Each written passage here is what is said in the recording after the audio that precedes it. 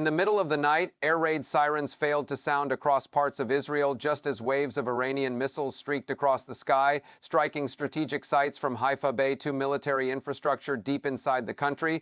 Within minutes, the same regional escalation saw drones and missiles targeting United States bases and Gulf facilities, pushing the Middle East closer to a wider war than at any point in years. Tonight, we break down what is really happening behind these headlines and what it could mean for global energy, regional security, and your daily life.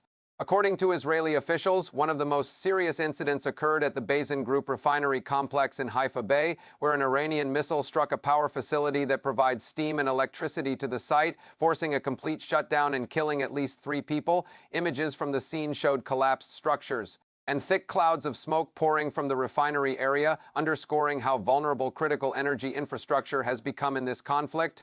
Although Israel's air defense systems intercepted many projectiles, they did not prevent all damage, and local residents reported moments of panic as explosions echoed across the bay.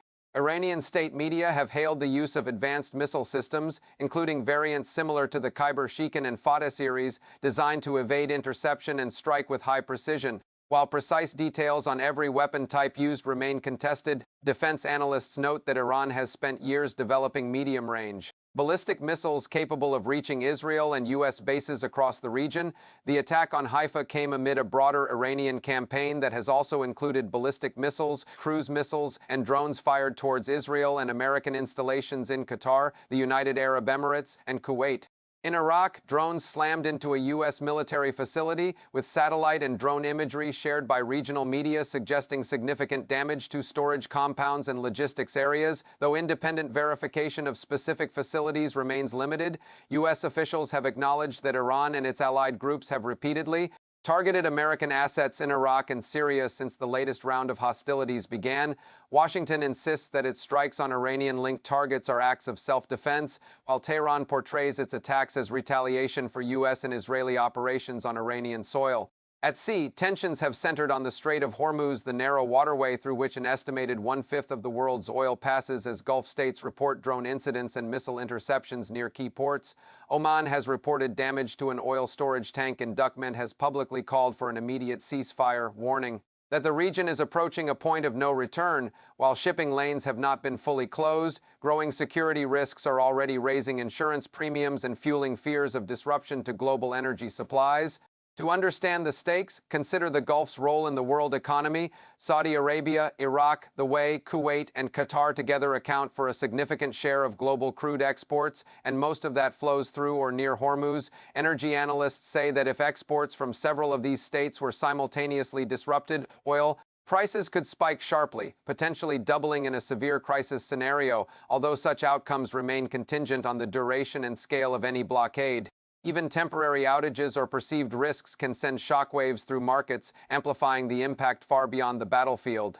Regional mediators are increasingly alarmed. Oman, which has often served as a quiet channel between Tehran and Western capitals, has urged immediate de-escalation and stressed that diplomatic afframps are still available despite the spiraling violence. Omani officials argue that substantial progress had been made in talks over Iran's nuclear program before the latest strikes, and they warn that continued attacks could undo years of negotiation in a matter of days. Their message is blunt: without restraint from both Iran and the U.S.-Israel alliance, the conflict could widen into a regional war that no one can fully control.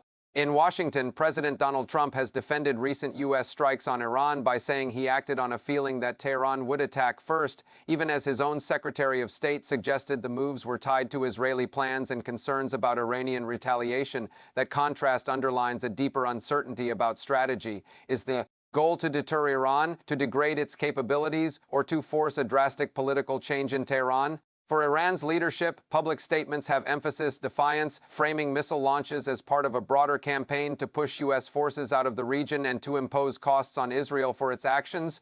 For ordinary people across the Middle East, however, the debate over deterrence is overshadowed by more immediate fears. Residents in Israel, Iraq, Qatar, Bahrain, and Oman have endured nights punctuated by sirens, interceptions, and sudden explosions, sometimes with little clear information about what is happening overhead. Economists warned that if energy infrastructure remains under threat, the effects could ripple into higher fuel and electricity prices from Madrid to Jakarta, increasing living costs and slowing growth in countries far removed from the front lines.